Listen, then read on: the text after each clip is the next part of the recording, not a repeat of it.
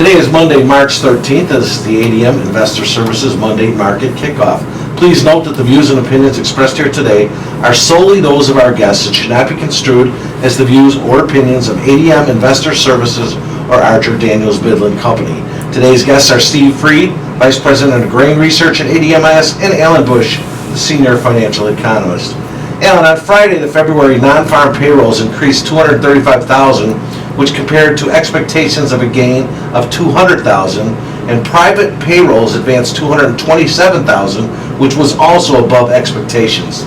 Do these stronger than estimated numbers increase the probabilities of a Fed rate hike on Wednesday? Isn't a rate hike this week pretty much a foregone conclusion? Well, actually, a rate increase from the Fed was, for the most part, factored into the market, but this seems to be the icing on the cake with these numbers coming in much better than anticipated, these employment numbers. So we are very much on board that the Fed will raise by 25 basis points at this Wednesday's meeting. When there's almost 100% expectation of a rate increase like there is this week, there really should be very little impact on the market. Would you agree? I think it's factored into all of the financial markets right now.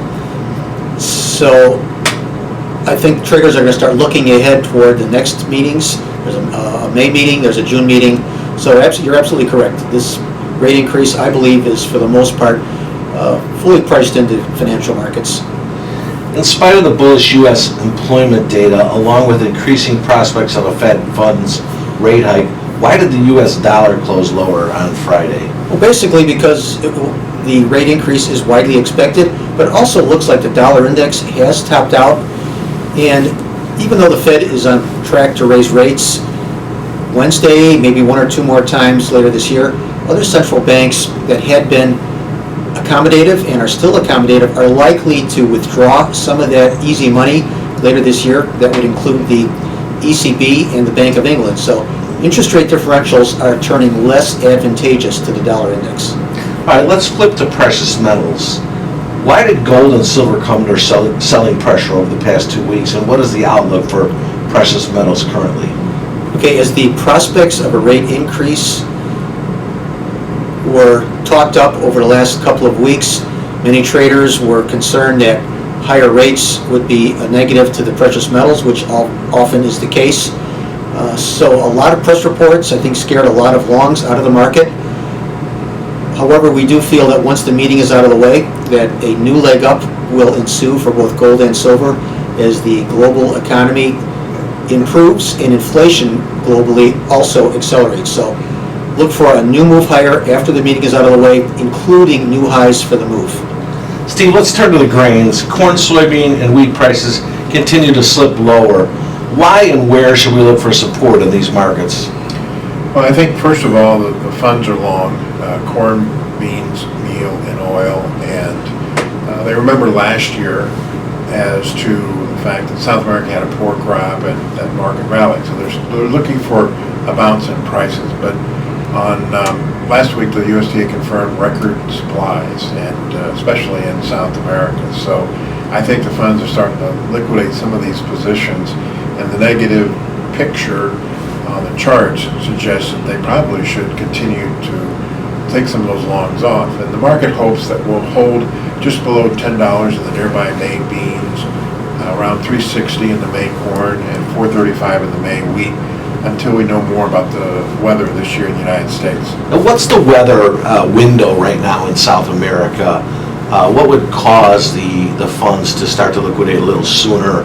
Or are they going to wait until the crop is made completely and then start to liquidate? Well, we're kind of running out of time for them to look for something positive in South America.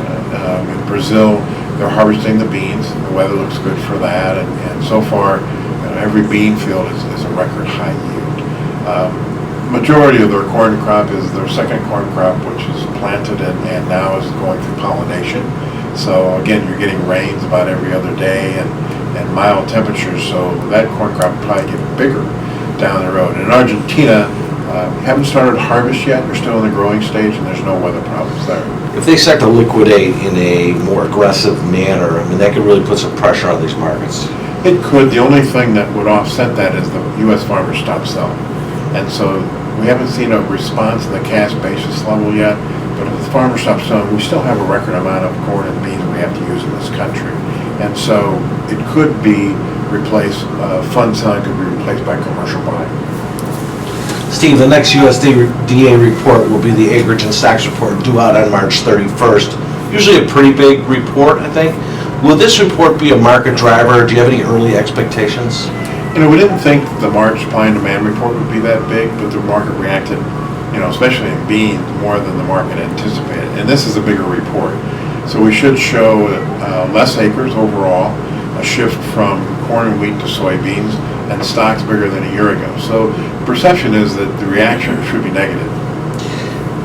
The energy markets have been a little bit less in the news here of the past couple of weeks as we look at some of the volatility caused by certain things going on here with presidential politics and whatever. Is there any news out there? Is there anything that traders should be looking for in the energy markets right now?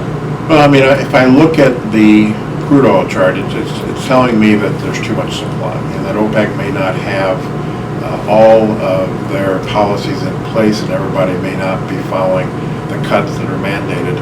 And then fracking here in the United States has picked up with the earlier higher prices. And so we just have too much supply. And it's interesting that when you look at the soybean chart, the timing and the changes, it's almost going one for one of the crude oil chart. So lower crude oil prices affect ethanol margins and kind of might also show some type of market reflection of the global economy, and especially in China. So we need to stop crude oil prices going lower to have any chance for commodity prices to rebound from the losses we've seen the last 2 weeks. With beans and crude oil charts, you know, moving together, who leads who, Steve? Are the soybeans following the crude oil, or is the crude oil following the soybeans? Well, I think that in general, commodities are a basket, and so some days you have different leaders. And I think that right now, on the downside, the leader is crude oil, and many are following.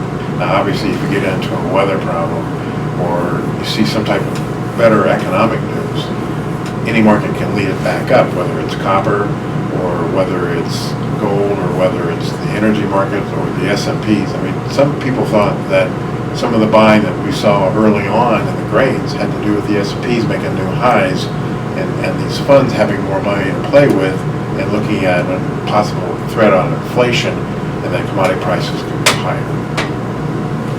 Remember, the views and opinions expressed today on this video are solely those of our guests and should not be construed as the views or opinions of ADM Investor Services or Archer Daniels Midland Company. If you'd like more information about our brokerage services, would like to speak to one of our experts about managing your risks, or would like to open a trading account, please visit www.admis.com.